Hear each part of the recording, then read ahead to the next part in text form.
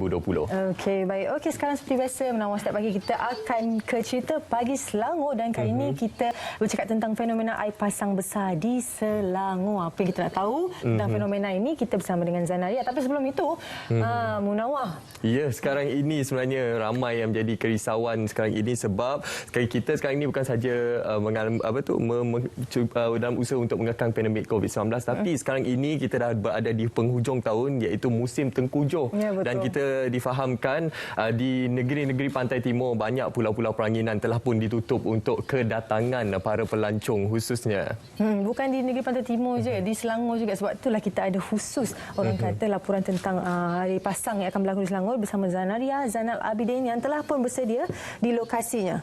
Silakan.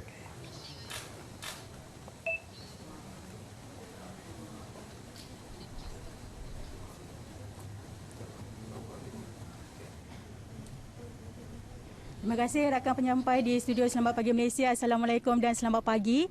Cerita Pagi di Selangor hari ini saya bawakan anda secara langsung di jeti penumpang Pulau Ketan di Pelabuhan Kelang ini bagi meninjau keadaan semasa fenomena air pasang besar yang berlaku pada hari ini yang merupakan hari ketiga. Dan untuk mengetahui dengan perkara ini dengan lebih lanjut, saya bersama dengan Pengarah Jabatan Bomba dan Penyelamat Negeri Selangor iaitu Tuan Nur Azam Khamis. Assalamualaikum Tuan, selamat pagi. Waalaikumsalam dan selamat pagi. Okey Tuan, sesi semasa mengenai fenomena air pasang besar hari ketiga hari ini. Okey, situasi semasa pada hari ini kita dimaklumkan berdasarkan pada jadual air pasang dalam ketinggian 5.7 meter. So pada hari ini kita telah membuat pemantauan dan pemeriksaan kepada lebih kurang 10 kawasan yang telah kita kenal pasti yang melibatkan 5 daerah. Dan dalam 5 daerah ini melibatkan 10 buah balai bomba lah yang berada di pesisir pantai. Jadi kita telah mengarahkan anggota lebih kurang 150 orang pada jam pukul 6 pagi tadi untuk membuat pemantauan dan pemeriksaan di kawasan-kawasan yang telah dikenal pasti akan dinaiki air lah semasa air pasang.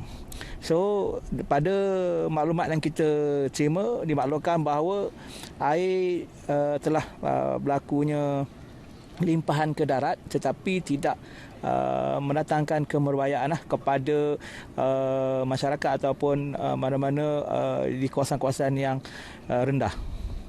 Apa yang kita tahu Tuan, air pasang besar ini telah bermula sejak Sabtu lalu. Dan bagaimana situasinya Tuan ketiga-tiga hari ini, semalam dan pada hari Sabtu yang lalu?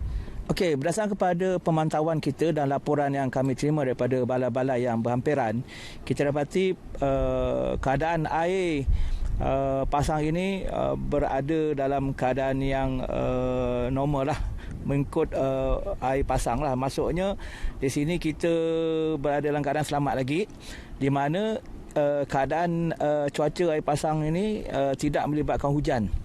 Apa yang menjadi khawatir kita apabila berlakunya hujan lebat semasa air pasang, dan kita khawatiri di kawasan-kawasan yang tertentu yang saya masukkan tadi akan berlakunya limpahan air yang banyak dan akan menyebabkan berlakunya pemindahan. Tapi alhamdulillah selama masa hari ketiga pada hari ini kita dapati cuaca dalam keadaan baik, dan ini menyebabkan air yang melimpah hanya melibatkan di kawasan yang paling rendah sekali lah, dan kita dapati air naik pun lebih kurang dalam 2 kaki. Lepas tu dalam masa 3 jam apabila air mula surut, air pun naik itu akan surut semula. Tapi difahamkan Tuan, semalam merupakan paras air yang tertinggi 5.8. Bagaimana keadaannya Tuan?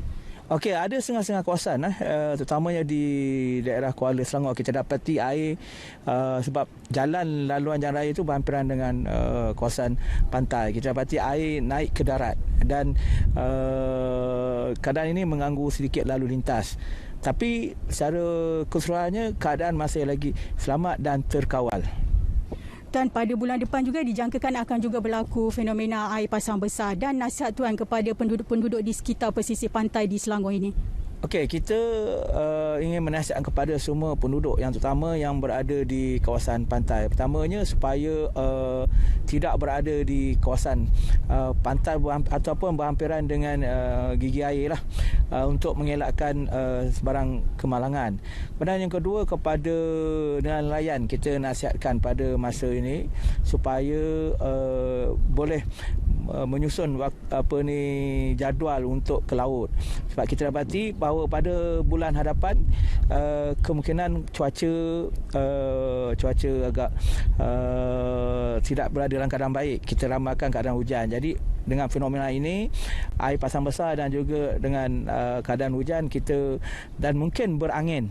Jadi kita ingin menasihatkan nelayan supaya menyusun jadual untuk turun ke laut ataupun semasa berhati-hatilah dengan menyediakan keselamatan berkaitan dengan aktiviti ke laut. Okey, Tuan, terima kasih kerana sudi dengan Selamat Pagi Malaysia. Saya kira setakat ini dulu laporan saya untuk Cerita Pagi di Selangor. Kembali bersama rakan penyampai di studio Selamat Pagi Malaysia. Silakan. Baik, terima kasih rakan pelapor kita Zanariah Zainal Abidin atas perkongsian Cerita Pagi di Negeri Selangor. Baik, hari ini kita sebenarnya akan